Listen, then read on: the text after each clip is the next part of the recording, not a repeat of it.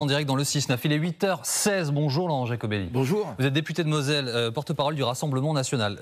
Nous attendons le remaniement. Est-ce que les députés ont des informations?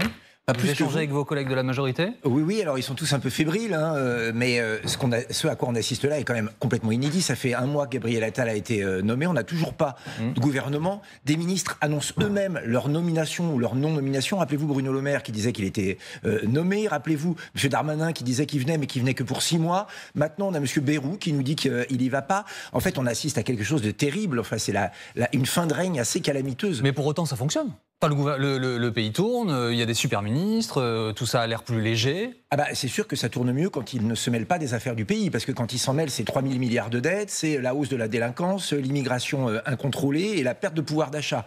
Vous disiez des super ministres, je vous laisse ce qualificatif, parce qu'on a l'impression... Au titre de leur portefeuille. Ah oui, d'accord, c'était pas laudatif, parce que ont été nommés, en fait, les cancres. Ont été renouvelés. M. Darmanin et M. Dupond-Moretti, qui font qu'il y a en France un chaos sécuritaire, ont été renommés. M. Le Maire, qui est M. Inflation, M. Explosion des coûts de l'électricité et M. Balance commerciale extérieure déficitaire, a été renommé. Vous auriez fait mieux en termes de gestion de l'inflation? Parce que la France, objectivement, là, ce sont des chiffres, a été plutôt moins touchée que ses voisins européens. Bah, vous savez, quand on produit une des électricités les moins chères d'Europe, avoir une telle augmentation, c'est pas un record. Nous, on avait fait des propositions très concrètes avec Marine Le Pen et Jordan Bardella. La baisse de la TVA sur l'énergie. On passe de 20% à 5,5%. Ça, c'est un coût... Mais Bruno Le Maire vous a répondu à ça dans l'hémicycle. Il vous a dit que les prix de l'électricité avaient augmenté en raison de votre soutien à vous, pour partie à la Russie. Oui, c'est pas moi, c'est lui. C'est un peu comme ça que fonctionne M. Bruno Le Maire. Vous savez, en dehors du Covid et de Poutine, ils ne savent pas expliquer leur désastre. En fait, M. Castex avait commencé à faire des chèques énergie avant même l'invasion de l'Ukraine. Donc tout ça, c'est du mensonge. Mais on voit bien, ils sont pris comme un lapin dans les phares. Ils courent partout sans savoir quoi faire pour les Français. C'est une catastrophe, à tel point de se demander d'ailleurs si personne ne veut aller à ce gouvernement.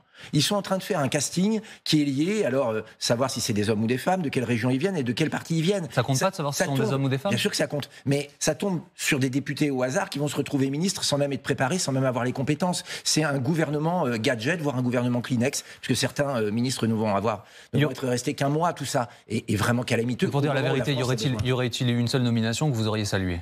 Mais pourquoi pas? Enfin, je veux dire, nous, on est objectif. J'en sais rien. Faites des propositions. Oui, mais bon, je vais vous en faire des propositions. Ouais. Mais on les fera quand Marine Le Pen sera présidente de la République et Jordan Bardella. Ce que je veux dire, c'est qu'après, c'est le jeu politique, M. Jacobelli. Il pourrait nommer n'importe qui. Vous me diriez ce matin que c'est nul. Non, c'est avenue, que ça n'a pas d'intérêt. C'est faux. D'ailleurs, regardez notre attitude à l'Assemblée nationale. Il y a des lois qu'on vote avec le gouvernement, d'autres qu'on combat, bien sûr. Nous, vous savez, notre seule boussole, c'est l'intérêt général. Vous n'allez pas me dire qu'on est dans une situation normale aujourd'hui, avec tous les feux rouges en France et un gouvernement qui n'arrive pas à être établi. M. Jacobelli, vous dites notre intérêt, c'est l'intérêt général. Très bien, mais vous venez de critiquer la dette française, creusée pour partie par ce qu'il a été appelé le quoi qu'il en coûte. Un bouclier géant de protection pour les Français. Alors d'abord, ils le payent aujourd'hui. C'est-à-dire que les chèques oui, parce que les Français ont moins payé hier. Sont les impôts d'aujourd'hui et la dette d'aujourd'hui. Moi, je vous ai fait tout à l'heure une proposition au nom du Rassemblement national qui aurait été bien meilleure. Il y a eu 900 milliards de dettes supplémentaires sous l'ère Macron. Il y en a à peu près un peu moins d'un tiers, un quart à peu près, qui est dû effectivement à la crise qu'on vient de vivre et la crise énergétique. Le reste, c'est de la mauvaise gestion. Le petit Mozart de la finance, je suis désolé, dans la partition, il y a quand même des couacs. Sauf que la baisse de la TVA, ça veut dire des rentrées de moins pour l'État. Et là, vous allez me dire que vous prenez l'argent sur la lutte contre l'immigration. Ce sont des rentrées... Non, c'est une bonne idée, tiens, je la note. Non, mais en fait... Non, c'est ce que vous dites tout le temps. C'est important, oui, parce que c'est 54 milliards par an, le coût de l'immigration. Donc, il y a un moment, il va falloir rendre leur argent aux Français. Faire la priorité nationale aussi dans l'investissement du budget de l'État. La baisse de la TVA, ça veut dire quoi? Ça veut dire plus de pouvoir d'achat, ça veut dire plus de consommation, et ça veut dire au final une industrie française, une agriculture française qui repartent, à la condition, bien sûr, de la souveraineté nationale. Monsieur Jacobelli, l'hommage aux victimes du Hamas, l'attaque terroriste du 7 octobre a eu lieu hier, donc la France Insoumise s'est déplacée. Dans l'ensemble, à part un ou deux petits événements vraiment annexes, et heureusement, tout ça s'est passé dans le calme, avec 24 heures de recul. Comment est-ce que vous jugez les choses? D'abord, c'est un hommage national, et je pense que la polémique doit arriver après, ou même ne doit pas être évoquée. L'idée, c'était de rendre hommage à ces 42 victimes françaises d'une barbarie terrible, d'un acte terroriste terrible qui a eu lieu, effectivement, vous l'avez dit, en octobre dernier. C'était un hommage national. C'était le moment du recueillement, c'était le moment du partage avec les familles.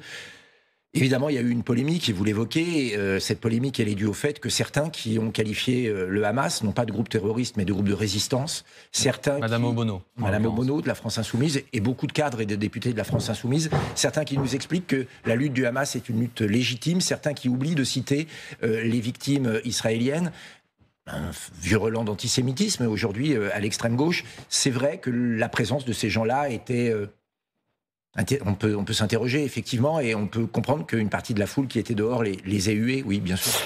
Marine Le Pen est donnée potentielle gagnante en 2027 dans un sondage IFOP pour Valeurs Actuelles. Madame Le Pen, elle est championne des sondages. Mais pour le moment, que des sondages. Est-ce que c'est pas ça le problème? Non, je crois pas. Je crois qu'aujourd'hui, pour on vous, le voit bien. J'ai bien compris.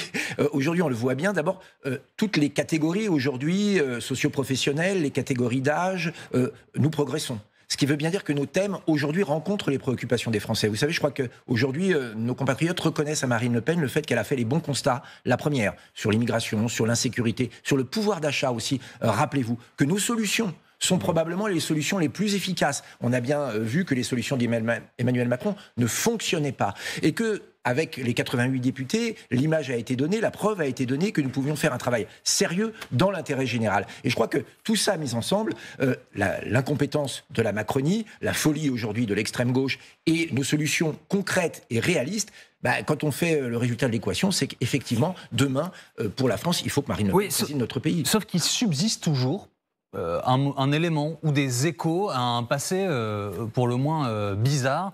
Dernier élément en date, message raciste publié sur X par un ancien candidat au municipal à Paris qui était à l'époque soutenu par le Rassemblement national. Ce monsieur s'appelle Serge Federbusch. Je ne sais pas si je le prononce bien par ailleurs. Je crois. Il conseille la remigration à Fatoumata Koné, qui est chef de file écologiste au Conseil de Paris. Non mais écoutez, d'abord, il n'est pas Rassemblement national. Il a fait une liste à Paris où il y avait, c'est vrai, des candidats Rassemblement national dessus, mais nous ne pouvons pas être responsables de tout ce que tout le monde dit. Non, mais c'est pas la gauche qui le soutenait, c'est pas les LR qui le soutenaient. On est bien d'accord. Si la question est, est-ce que notre parti est pour la remigration, la réponse est non. Non, mais est-ce que vous condamnez ces propos? Claire. Oui, enfin, je ne connais pas le contexte, mais effectivement... Non, mais conseiller la remigration à quelqu'un. Non, mais évidemment, enfin, moi, j'aurais jamais prononcé ces mots, et je crois aucun membre du Rassemblement national. Si vous voulez, on peut pas être tenu pour responsable de tout ce que dit la terre entière. Il y a un moment, ça suffit. C'est pas la terre entière, monsieur Jacobelli, vous dites objectivement vous-même. Et c'est un peu un procès de mauvaise foi, pour être très honnête. Maintenant, nous, monsieur Federbusch ne fait pas partie du Rassemblement national. Nous, notre position, elle est claire. Voilà. Sur l'immigration, elle est claire.